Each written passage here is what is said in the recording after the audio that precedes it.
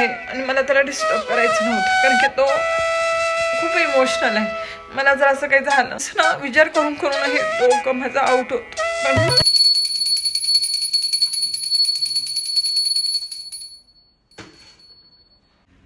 Good morning friend, Shri Swami Samarth.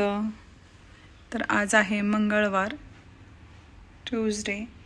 तर माझी आजची पूजा झालेली आहे.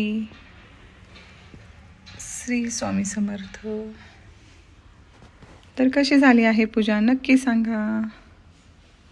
हे बघा,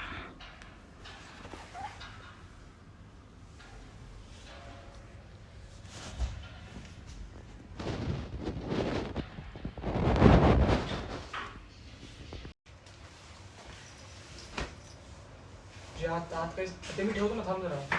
मी ठेवतो ना, मला माहिती कुठे काढायचं. मागच्याच टप्प्यात असणार नाही पुढे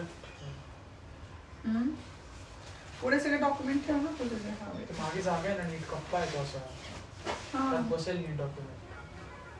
फाईल घ्यायची असते तनु. कसे राहतात लोक. आज फाईल अलाउड नसते. मग आता इथे घेऊन काय करू? तिथं पुस्तक वही टाकली कुणी. तेच बोलतो, मला माझं काढूचं सामान ठेवलंय.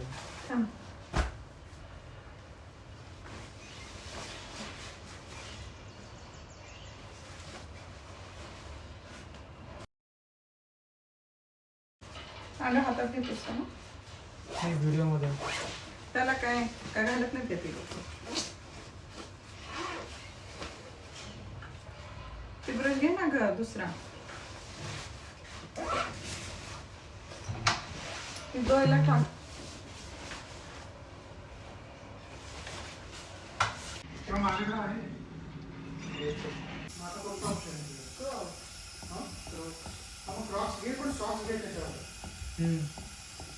कॉपी केली तर शूज अलाउड नसेल ना.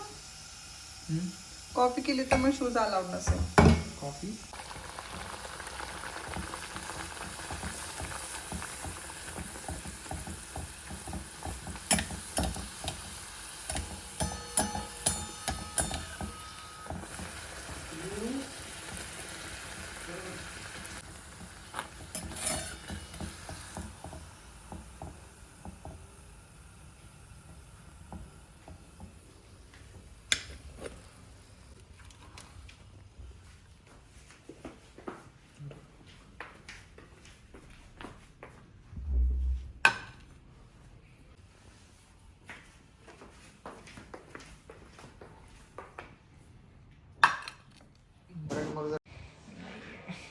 हा, 100पैकी आपण स्वतःला तिथे समजायचं. मी त्या 100पैकी मी आहे तिथे. लेवल किती माहिती ना. हा, किती लेवल आहे माहिती आहे. कधी पण स्वतःला कमी लेखायचं नसतं, एक लक्षात ठेव. त्या 100पैकी मी आहेच असं स्वतःला हे करायचं, कळलं का? आणि बिलकुल टेन्शन घ्यायचं नाही, रिलॅक्स राहायचं. चेहरा चेहरा कसं झालाय, चेहरा कसं झालाय, कसं टेन्शन घ्यायला लागलायस? पहिली जी पेपर म्हणून पहिले असले आपल्याला खूप एक्झाम द्यायचेत, माहिती आहे का? एक्झाम्स असे खूप द्यायचेत आपल्याला. ही पहिली एक्झाम आहे, त्यालाच आपण असं गळून जायचं नाही. मग स्ट्रॉंग राहा. चल स्वामींच्या पाया पड, उठ. चल उठ.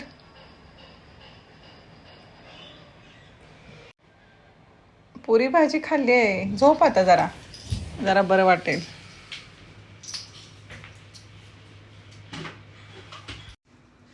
बघू हाडं का दिसतंय.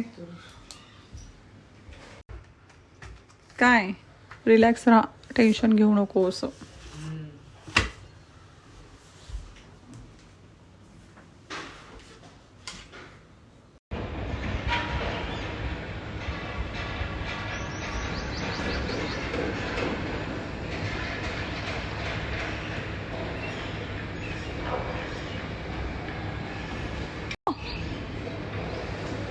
बाय.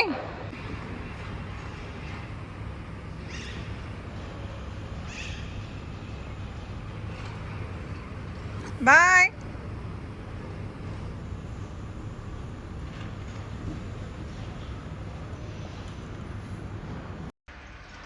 तर तनिष गेला. आता तुम्हाला व्हिडिओ दाखवलंच मी. खरं सांगू का, खूप म्हणजे एका दिवसासाठीच गेला आहे. शिकायला गेल्यानंतर माझं काय होणार आहे मला माहीतच नाही. खूप म्हणजे खूप असं वाईट वाटतं मला खरं तर. नाही माहीत कशामुळे एवढं मुलांबद्दल अटॅचमेंट आहे, जास्तच आहे. आणि त्यातनं त्यात असं होतं ना की आजपर्यंत पोरांचं कसं पुण्यात राहत होतं, त्यामुळे एक्झाम सगळ्या इथंच असायच्या.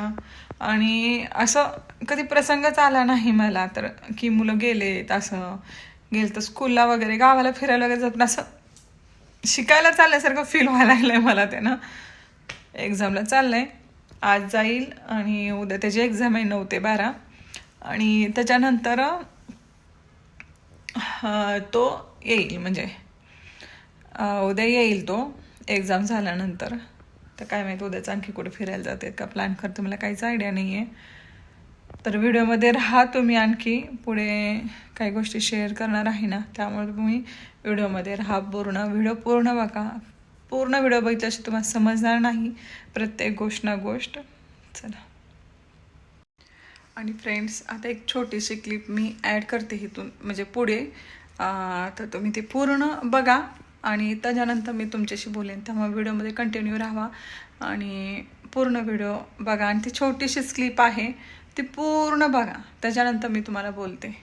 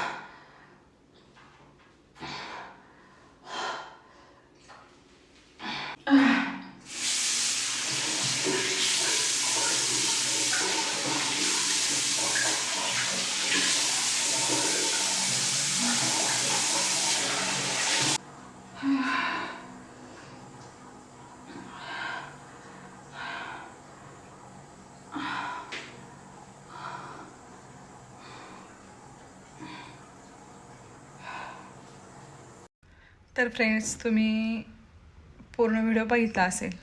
तो रात्रीचा मला वाटतं 2:45 का 2:15 हा व्हिडिओ आहे माझा. तो ॲक्च्युली मला व्हिडिओ असं बनवायचा नव्हता, पण आयुष्यात इतकं काय होतं ना, माणूस आपण व्हिडिओ बनवत नाही, आपण असतो असं रोज नॉर्मल लाईफ जगतो. कोणा वाटतं खरंच काही प्रॉब्लेम नसतात, पण प्रत्येकाच्या लाईफमध्ये काही नाही काय असतं. आणि मी ठरवलं आहे आता जे काही माझ्यावर होतं आहे सगळ्या गोष्टीचा व्हिडिओ शेअर करायचा आणि तुमच्यावर मी शेअर करणार. कारण कसं असतं, आपल्याला कोणीतरी समजून घ्यावं, कोणीतरी आपल्याला जाणून घ्यावं. काही लोकांना वाटतं अरे नाटकच करते, पण मला तुम्ही सांगा, तो क्लिप बघितल्यावर म्हणा, कोणतीही गोष्ट म्हणजे ती क्लिपच अशी नाही काय, अशी कितीतरी गोष्टी असतात ना, आपण रिअल ज्यावेळेस आपण एखादा सांगायला जातो ना, तिथं हे असं थोडीच आहे का, नसेल, खोटं सांगते, असं होतं.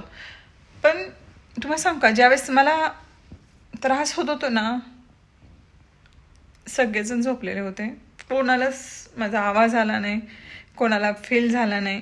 आता जवळच्या व्यक्तीनं झालं नाही तर लांबच्या व्यक्तीनं होणार आहे का, नाही होणार.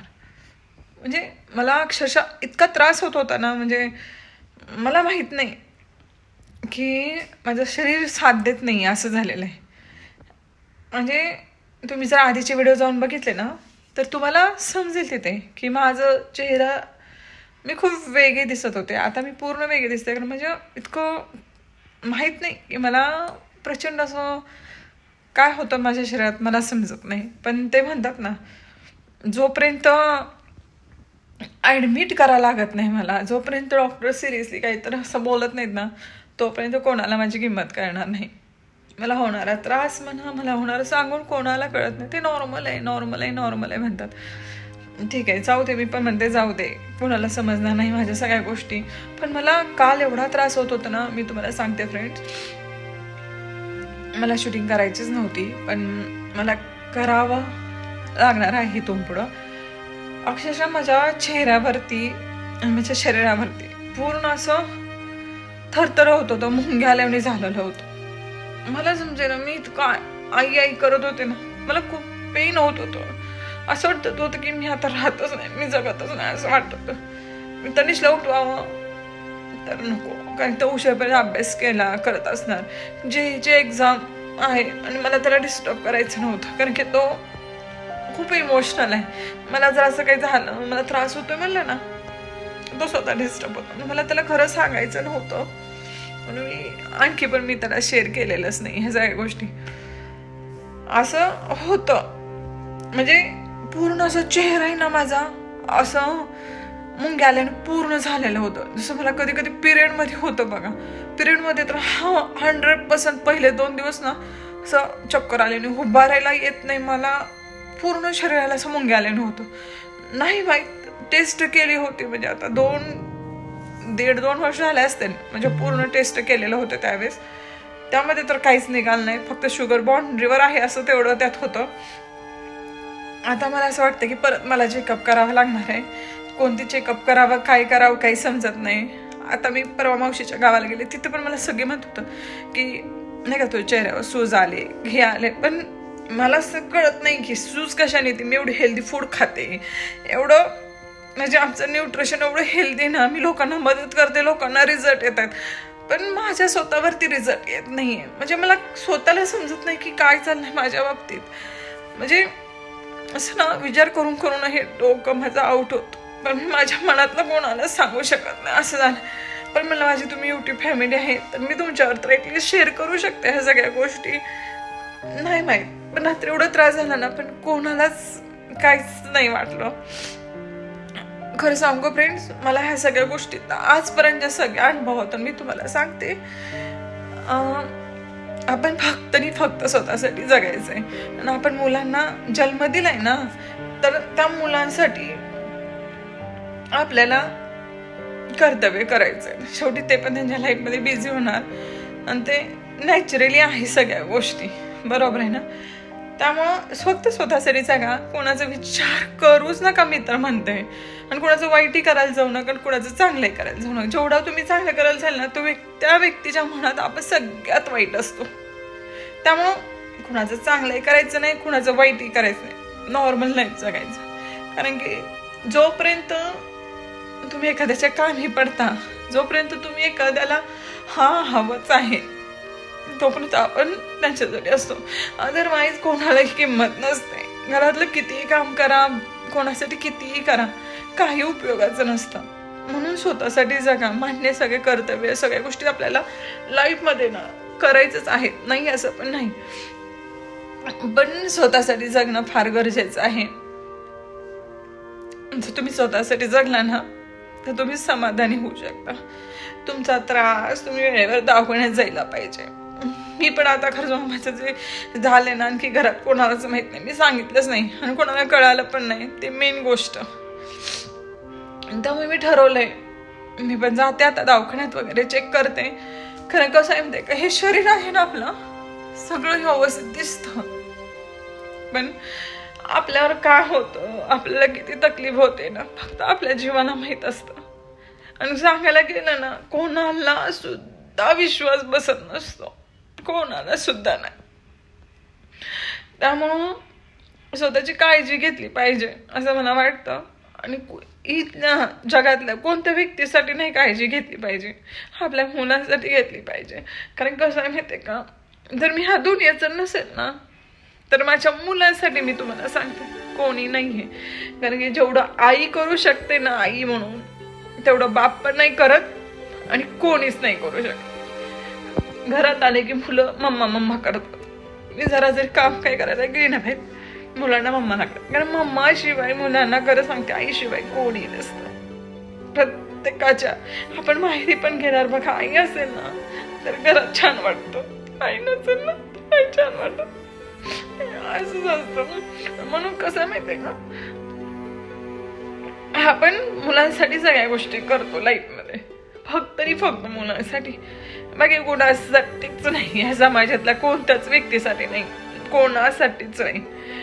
स्वतःसाठी जगा आणि मुलांसाठी जगा बस.